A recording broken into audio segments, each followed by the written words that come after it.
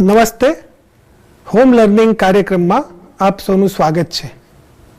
મિત્રો, આપણે દૂરદર્શનના માધ્યમથી નિયમિત રીતે મળીને સરસ રીતે શિક્ષણ કાર્ય કરી રહ્યા છીએ, અભ્યાસ કરી રહ્યા છીએ.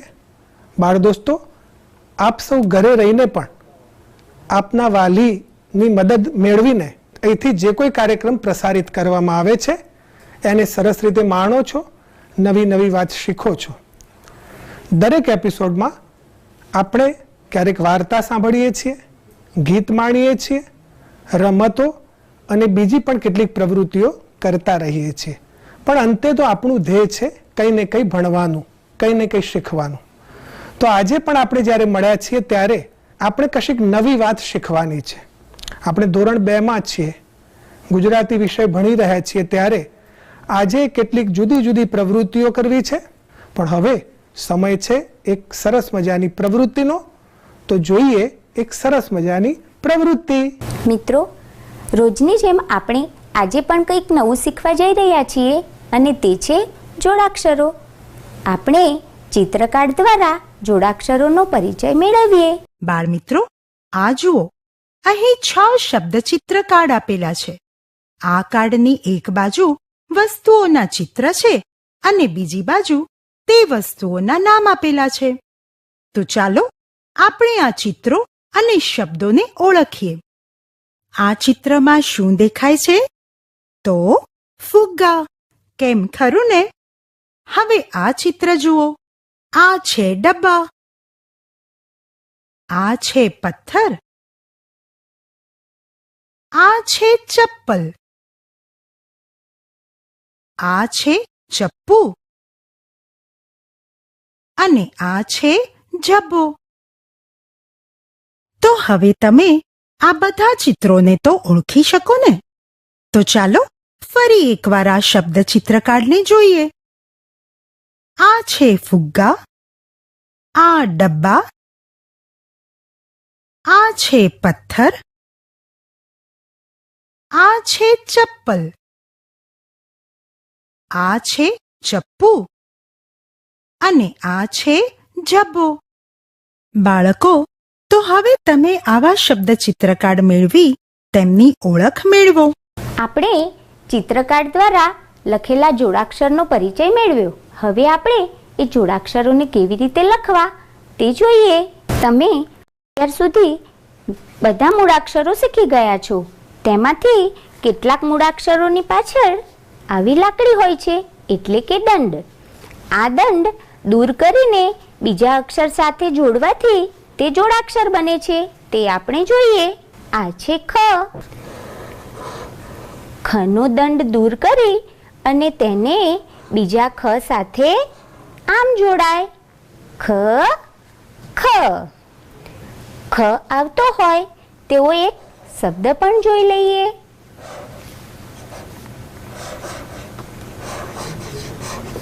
ચોખ્ખું. આ છે ગ.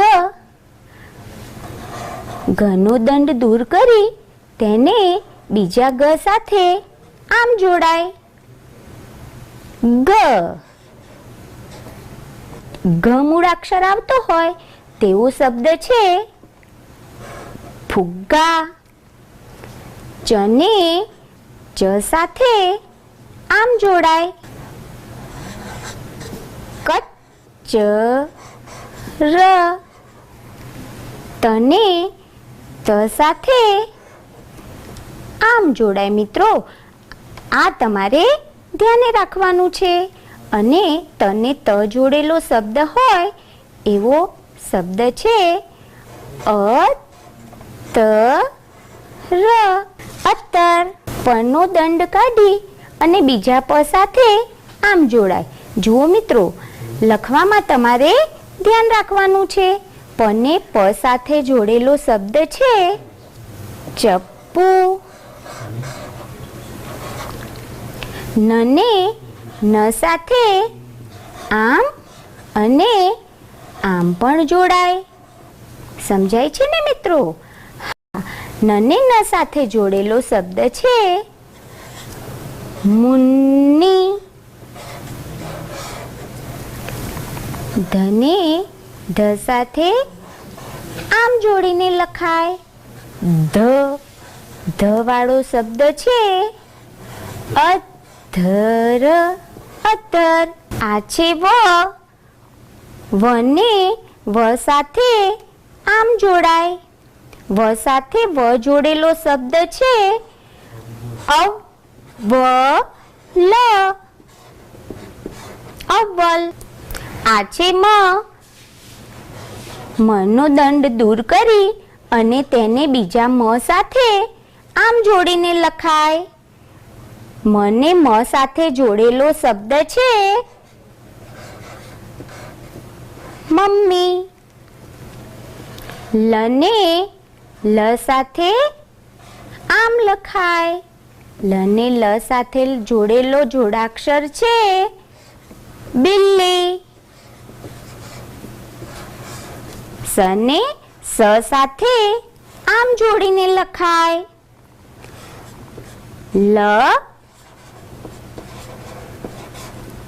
લસ્સી. અને મિત્રો, ભનો દંડ દૂર કરીને બીજા ભ સાથે આમ જોડાય. ભને ભ સાથે જોડેલો શબ્દ છે જભ્ભો. મિત્રો, જોડાક્ષરનો વધુ મહાવરો કરીએ તે પહેલા આપણે એક રમત રમીએ. ચિત્રને શબ્દ સાથે જોડીને અને રેલગાડી બનાવીએ. અહીં આપેલા શબ્દ અને ચિત્રવાળા કાર્ડની મદદથી રેલગાડી બનાવવાની છે. આપણે આ બધા ડબ્બા એવી રીતે જોડવાના છે કે જેથી દરેક ડબ્બાની પાછળ જે તે ડબ્બામાંના શબ્દ સાથે તેને બંધ બેસતા ચિત્રવાળો ડબ્બો આવે. તો ચાલો આ રેલગાડી બનાવીએ. રેલગાડીમાં સૌથી આગળ આ એન્જિન આવે, ખરું ને? હવે આ એન્જિન પર લખેલું છે દાંત. તો હવે તેની પાછળ દાંતની સાથે બંધ બેસતા ચિત્રવાળો ડબ્બો જોડવો પડે.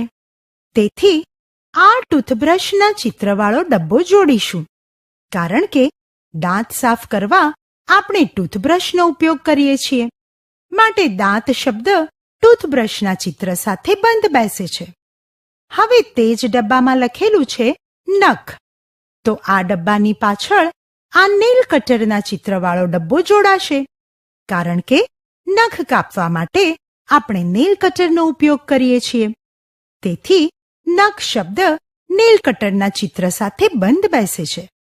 હવે આ જ ડબ્બામાં કાન લખેલું છે, તો તે ડબ્બાની પાછળ આ કાન સાફ કરવાની રૂ લગાડેલી સળીના ચિત્રવાળો ડબ્બો જોડાશે, કારણ કે કાન સાફ કરવાની રૂ લગાડેલી સળીનો ઉપયોગ કાન સાફ કરવા માટે થાય છે. હવે એ જ ડબ્બામાં શબ્દ છે શરીર. તો તે ડબ્બાની પાછળ આ રૂમાલ વડે શરીર લૂછતા બાળકના ચિત્રવાળો ડબ્બો લાગશે.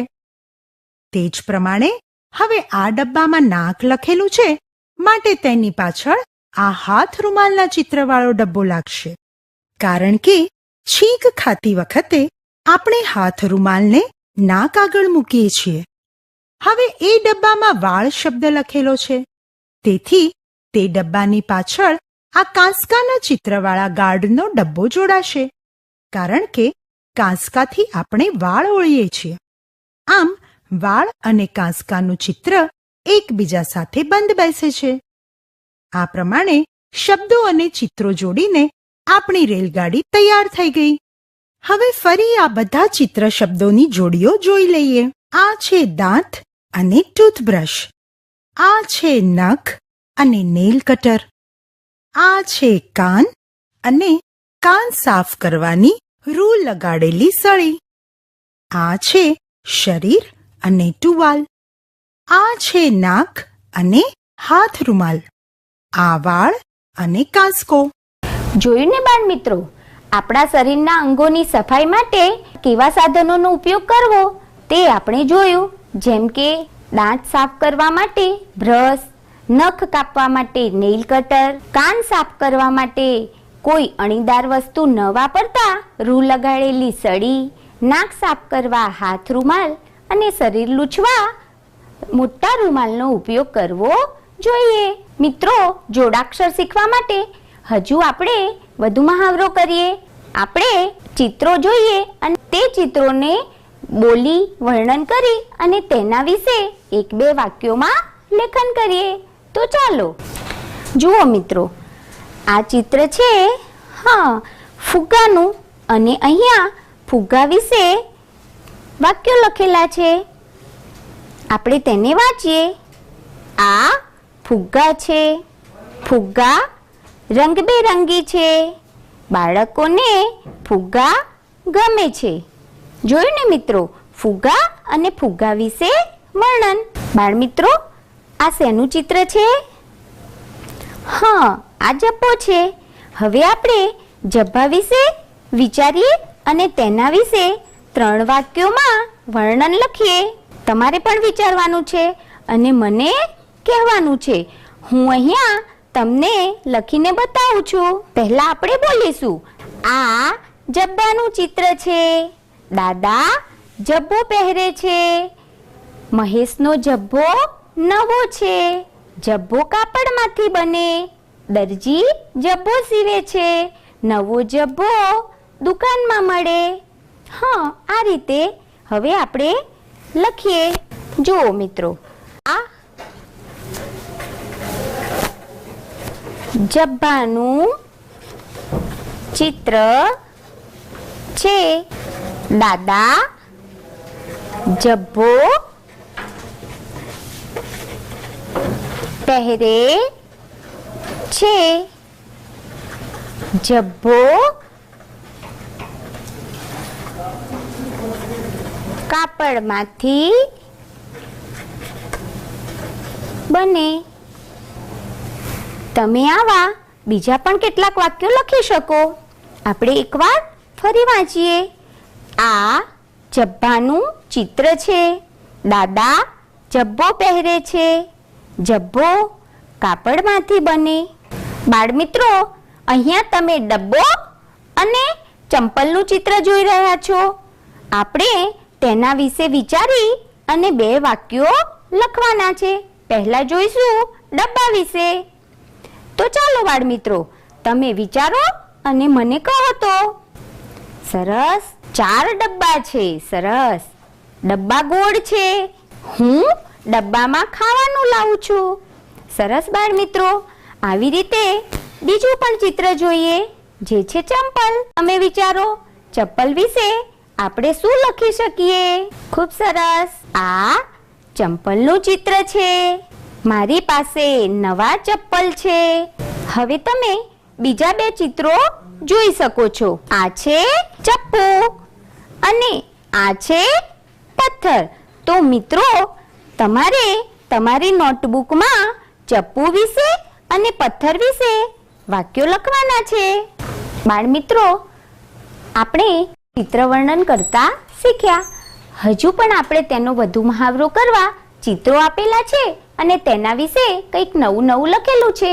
તેનું આપણે વાંચન કરીએ. હવે ટપાલી વિશેના વાક્યોનું વાંચન કરીએ. ટપાલી પોસ્ટ ઓફિસમાં કામ કરે છે. ટપાલીનું કામ ટપાલ વહેંચવાનું છે. તે સમાજનો સેવક કહેવાય. હવે આ ટપાલી વિશે ફરીથી વાંચીએ.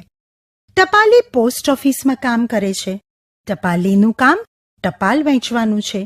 તે સમાજનો સેવક કહેવાય. હવે ટમેટા વિશેના વાક્યોનું વાંચન કરીએ. ટમેટું લાલ રંગનું હોય છે.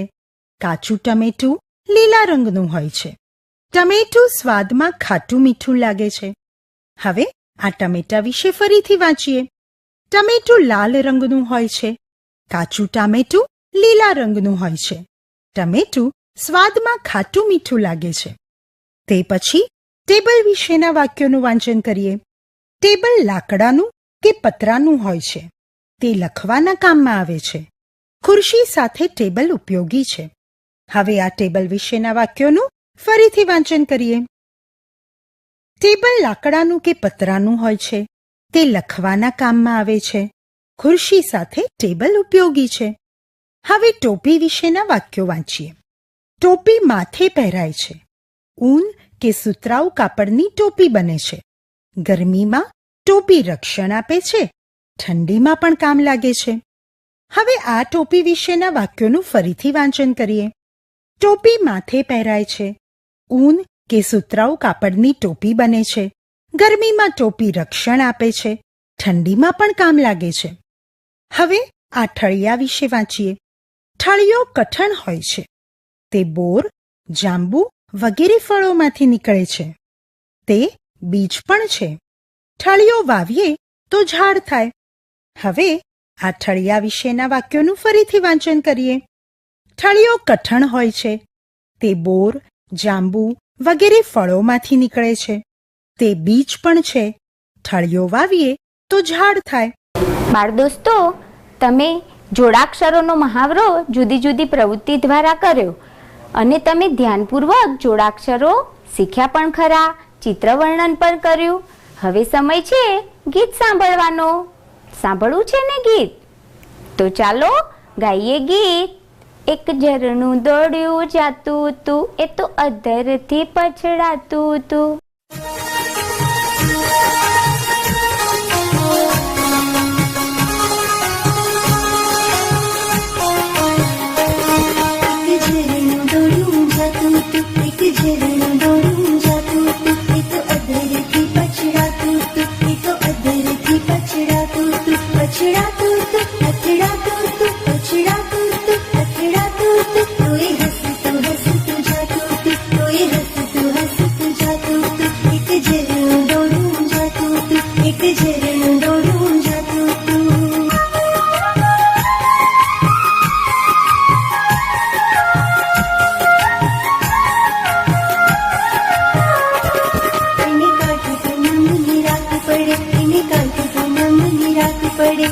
જોવાની ચાલો આબુ ચડે, એને જોવાની ચાલો આબુ ચડે. એને જોઈને મો મલકાતું હતું, એને જોઈને મો મલકાતું હતું. એક ઝરણું દોડું જાતું હતું, એક ઝરણું દોડું જાતું હતું.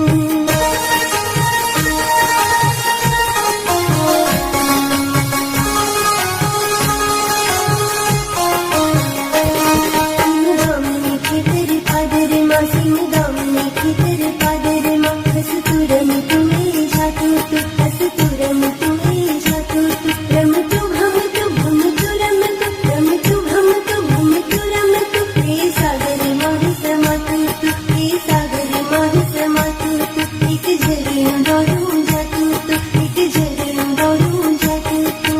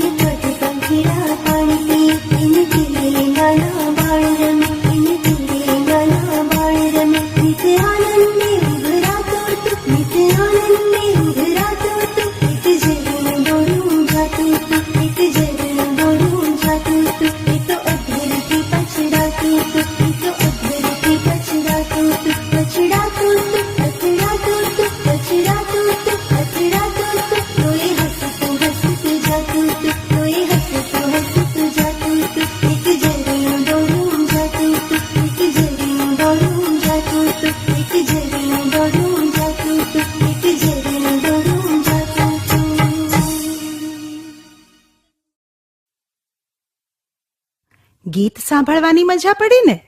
તો ચાલો હવે તમે પણ આ ગીત સાથે સાથે ગાઓ.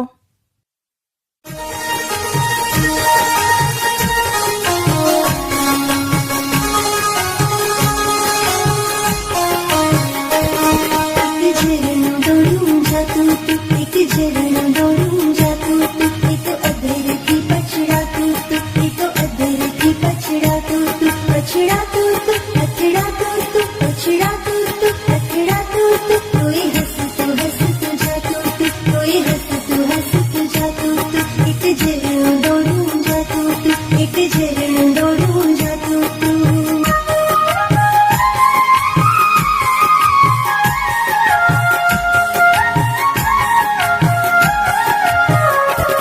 એને કાંઠે પૂનમની રાત પડે, એને કાંઠે પૂનમની રાત પડે. એને જોવાની ચાલો આબુ ચડે, એને જોવાની ચાલો આબુ ચડે. એને જોઈને મો મલકાતું હતું, એને જોઈને મો મલકાતું હતું. એક ઝરણું દોડું જાતું હતું, એક ઝરણું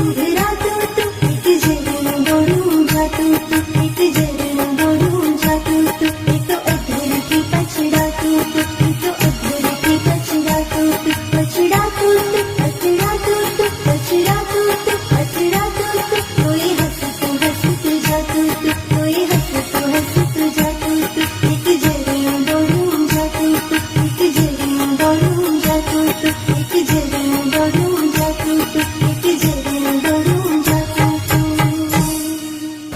ગીત ગાવાની અને માણવાની મજા આવી ને? હજી પણ આપણે જોડાક્ષરોનો વધુ મહાવરો એક પ્રવૃત્તિ દ્વારા કરી લઈએ. તો ચાલો હવે આપણે આવા શબ્દકાર્ડ જોડી અને વાક્ય બનાવતા શીખીએ. શબ્દકાર્ડમાં લખેલા શબ્દને વાંચીએ. રાખવું, ચોખ્ખું, આંગણું. મિત્રો, હવે આપણે કયું કાર્ડ પહેલું રાખીશું? આંગણું. હવે રાખવું કે ચોખ્ખું? રાખવું શબ્દની પાછળ પૂર્ણ વિરામ છે. જો એ શબ્દ કાર્ડ મૂકીએ તો આપણું વાક્ય પૂરું થઈ જાય. તો હવે આવશે ચોખ્ખું. આંગણું, ચોખ્ખું, રાખવું. આંગણું, ચોખ્ખું, રાખવું. આપણી પાસે 3 કાર્ડ છે: ગણ, અબ્બાસ, રૂપિયા. હવે આપણે પ્રથમ કાર્ડ કયું રાખીશું? અબ્બાસ. અબ્બાસ. હવે આવશે રૂપિયા કે ગણ? હા, રૂપિયા. અને છેલ્લે ગણ. બની ગયું આપણું વાક્ય: અબ્બાસ, રૂપિયા, ગણ. આપણે આ શબ્દોને વાંચીએ અને યોગ્ય ક્રમમાં ગોઠવીએ. પીએ, લસ્સી, અપ્પુ છે. કયું કાર્ડ પહેલા રાખીશું? હા, અપ્પુ. પીએ, લસ્સી, છે. લસ્સી. હવે પીએ, છે. અપ્પુ લસ્સી પીએ છે. હવે આપણે આ વાક્યોને ક્રમમાં વાંચીશું. આંગણું, ચોખ્ખું રાખવું. અબ્બાસ, રૂપિયા, ગણ. અપ્પુ લસ્સી પીવે છે. બાળમિત્રો, આજે આપણે જોડાક્ષર શીખવા માટે કેટલોક મહાવરો કર્યો, પ્રવૃત્તિ કરી અને ચિત્રો જોઈને તેના વિશે લખ્યું પણ ખરું. તો વાલી મિત્રોને વિનંતી કે બાળકોને ચિત્રો એકત્ર કરી અને તેના વિશે વર્ણન કરાવે અને 1-2 વાક્યોમાં લેખન કરતા શીખવે. તો બાળ દોસ્તો, આજના એપિસોડમાં આપણે સરસ મજાની પ્રવૃત્તિઓ કરી, વાર્તા માણી, રમત રમ્યા અને સાથે સાથે જે જોડાક્ષર વાળા શબ્દોની જે સમજ મેળવી એમાં તમે પૂરતું ધ્યાન આપ્યું છે, પૂરતો રસ લીધો છે.